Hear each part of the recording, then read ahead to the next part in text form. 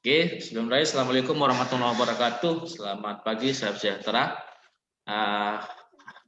Hari ini kita masuk ke pertemuan kelima ya sebenarnya, modul yang keempat. Itu praktikum fenomena dasar mesin. Modul keempat yaitu impact of jet ya atau tumbukan pancaran. Jadi di sini pancarannya adalah pancaran daripada air ya, fluidanya air ya akan menumbuk ya. Nah, impact tumbuk ya, beda ya, beban impact sama tekan itu beda. Impact itu dia mempunyai jarak ya, kemudian mempunyai kecepatan. Kalau tekan seperti ini saja, efeknya juga akan berbeda ya. Jadi beda antara beban impact sama beban tekan. Jadi kita akan bahas di tumbukan pancaran. Oke. Tujuan daripada percobaan ini adalah satu, mempelajari perilaku tumbukan ya, pancaran fluidanya dalam hal ini nanti air pada piringan atau plat ya, plat permukaan. Kemudian yang kedua, menghitung debit. Debit itu adalah banyaknya air ya atau jumlah air per waktu, per satuan waktu yang dihasilkan dari pancaran fluida yang menumbuk permukaan piringan. Jadi ini tujuan praktikum kita. Jadi fenomenanya ini akan sering kita jumpai di lapangan itu, di aplikasinya itu adalah untuk turbin ya, turbin air, turbin Pelton. Itu akan kita lihat sudunya. Jadi platnya itu adalah sudu ya, airnya itu ya betul pancaran airnya itu. Jadi sudu air akan menghantam sudu sehingga sudu ini akan menggerakkan porosnya sehingga berputar. Jadi bagaimana fenomenanya? Kalau dia platnya misalnya nanti datar, dia melengkung ya atau cekung ya, bagaimana ada nggak perbedaannya gitu ya? Seperti itu. Peralatan yang kita gunakan ya, peralatan utamanya yang pertama ada alat impact of jet seperti ini ada gambarnya ya. Ini gambarnya. Jadi di sini ada nozzle ya, nozzle tempat keluarnya air.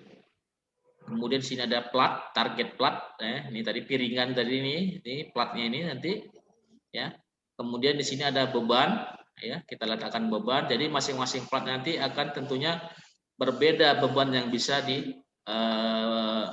dipindahkannya gitu ya. Kemudian ada level gauge sini untuk melihat keseimbangan daripada beban yang kita letakkan tadi.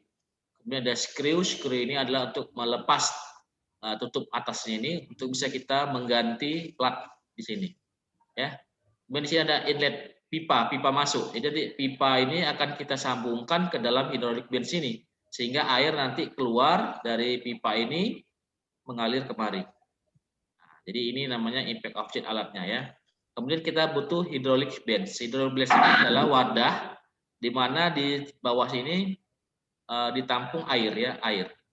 Nanti air ini akan dipompakan ya, dipompakan melalui pipa kemari ke atas sampai nanti kita sambungkan dia ke pipa dari impact of jet. Nah, jadi fungsi hydraulic bands ini adalah sebagai tempat wadah air. Jadi airnya nanti setelah dari sini keluar ya, masuk kemari ya. Selain daripada wadah air, hydraulic bands ini fungsinya juga sebagai kita akan ukur volume air. Volume air yang keluar itu berapa dari sini? Nah, dari nozzle ini berapa? Ini kita lihat dari sini dia. Setelah air ini kita ukur ya, berapa liter misalnya ini keluar, berapa waktu yang dibutuhkan. Nah, maka kita butuh stopwatch. Stopwatch-nya kita pakai HP aja nih. Ya, kita pakai HP. Ya. Jadi inilah 3 alat utama yang digunakan di dalam percobaan ini. Ya, selanjutnya kita akan lihat bagaimana prosedur percobaan. Kita akan lihat videonya. Ini ya. Jadi inilah dia alatnya ya. Di sini tadi ada nozzle, kemudian di sini ada spring ya. Di sini ada tempat kita meletakkan beban ya. Ini kita sambungkan ya pipanya ke hydraulic bands. Oke ya. Jadi ini dia alat impact of jetnya. Jadi posisinya kita letakkan di atas hydraulic bands ya, dan impact of jet alatnya. Di sini kita akan menggunakan beberapa plat ya sebagai percobaan. Jadi ini dia platnya. Di sini ada 4 ya, tapi kita akan menggunakan hanya 3 nanti di sini ya, hanya 3 data. Karena memang yang di lab kita itu kemarin yang ada hanya 3. Jadi di sini ada plat, kemudian di sini ada massa beban yang akan kita letakkan tadi di atas daripada penutup impact object-nya ya. Oke, jadi plat ini ada 4, kita hanya gunakan 2 ya nanti ya plat-platnya ini. Jadi ini ada yang plat seperti ini 60 derajat sudut ininya ya. Jadi plat inilah kalau yang di aplikasinya itu sudu turbin ya, sudu turbin. Oke ya, jadi ini untuk 60 derajat. Nah, ini yang plat datar atau 90 derajat dia ya. 60 derajat. Ini kita akan gunakan nanti, ini yang kita gunakan. Ya, yang ini nanti kita tidak gunakan, yang ini ya. Kita hanya gunakan yang 90, kemudian ini yang 120 dan ini yang 180.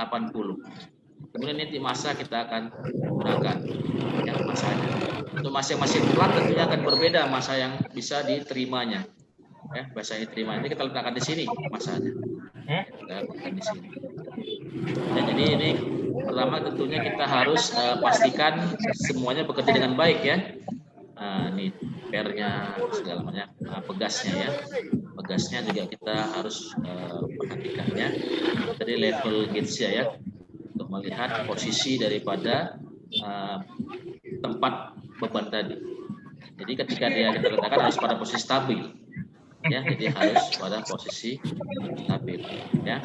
Kemudian ini screw yang bisa kita lepaskan ya untuk membuka penutup atas daripada impact object ya. Oke, jadi ini posisinya seperti ini. Jadi air nanti akan mengalir melalui pipa kemari ya ke nozzle ya. Nanti kita letakkan massanya ya. Nah, sini tadi ini massanya kita letakkan di sini. Ya, jadi ketika nanti platnya ditumbuk oleh air, kita melihatnya pada saat dia stabil ya, berapa massa yang bisa diterima. Ya, berapa massa yang bisa diterima. Nah, jadi kita pastikan ini bekerja. Ya. Nanti air akan keluar dari sini ya, keluar dari sini untuk masuk ke hydraulic bench ya. Ini bisa disetel ya, bisa disetel level gauge-nya ya.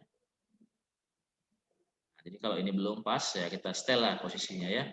Nah, kemudian ini kita lepaskan cover penutup bagian atasnya untuk kita bisa memasang plat. Jadi ini diameter nozzle-nya ini ya yang di sini. Ini disebut dengan diameter nozzle yang ini. Nah, diameter nozzle. Ya. Nozzle itu pipa yang mengecil ya di ujungnya itu untuk mempercepat kecepatan daripada fluida yang keluar ya. Itu nozzle namanya. Jadi ini kita pasang platnya, ini kita akan lakukan 3 plat yang akan kita gunakan, plat yang datar atau 90 derajat, yang 120 derajat dan 180 derajat. Ya, jadi kita pasang dulu yang 90 derajat atau datar. Ya. Oke, kita pasang. Kemudian ini selang yang impact object kita sambungkan ke yang hydraulic bench. Nah, ke hydraulic bench ya. Oke, ini kita pasang kembali covernya, penutupnya yang sudah kita pasang plat datar tadi ya. Screw-nya kita pasang lagi. Seperti ini. Nah, kemudian kita pastikan bahwasanya alat ini pada posisi yang rata. Ya, pada posisi rata.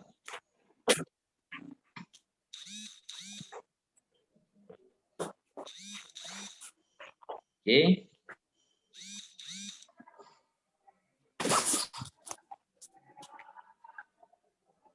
Nah, kemudian ini juga level gauge-nya kita setel ya pada posisi yang di tengah daripada garis ini. Ya, kita pastikan ini nggak nyangkut ya.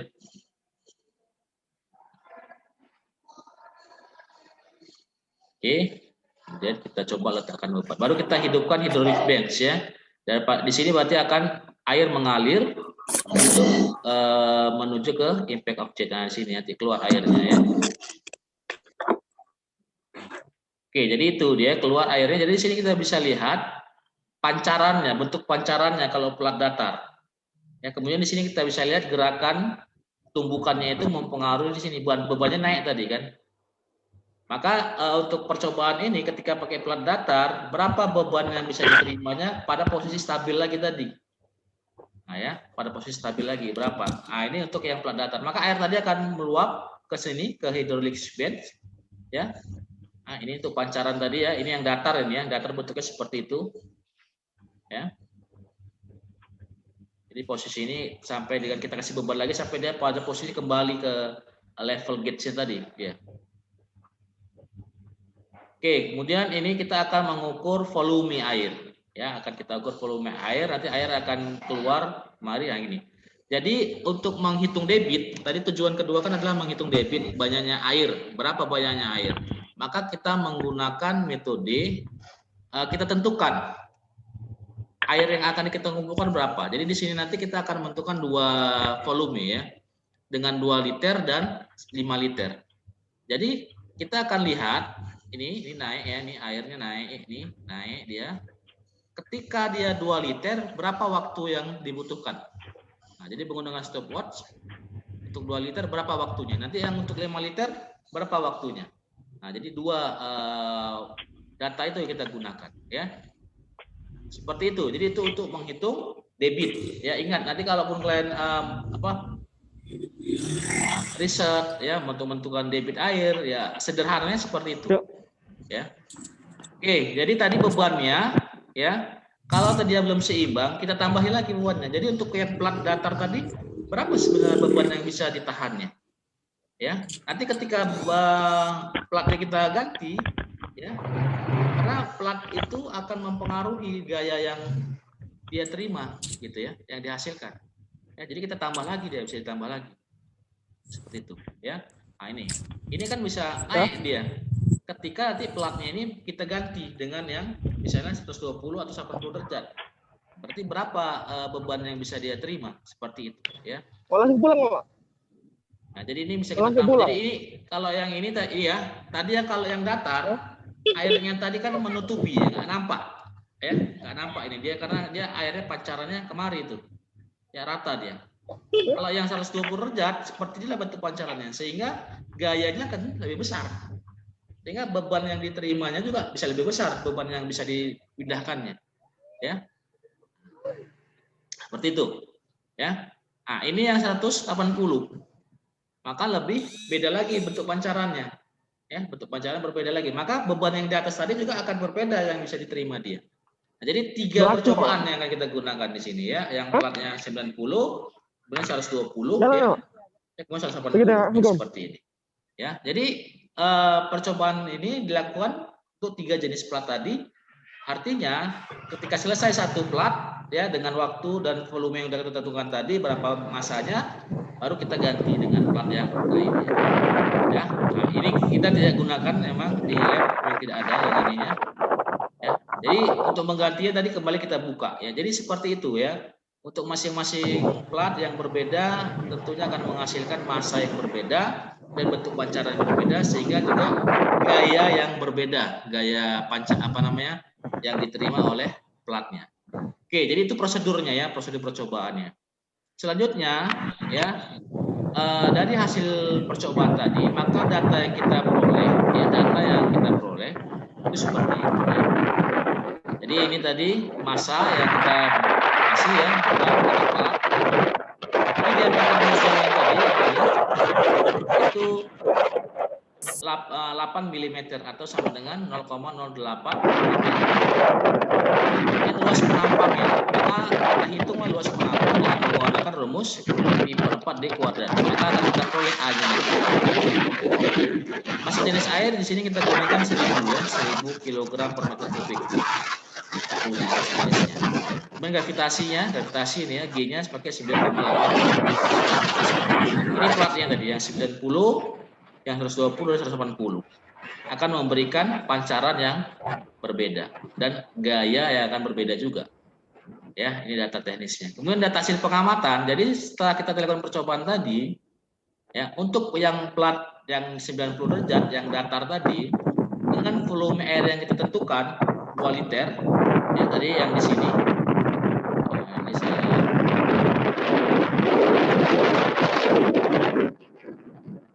ulangi sedikit ya untuk mengumpulkan airnya tadi.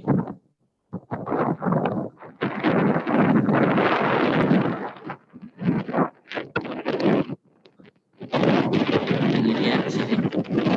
Bentar. Nah ini.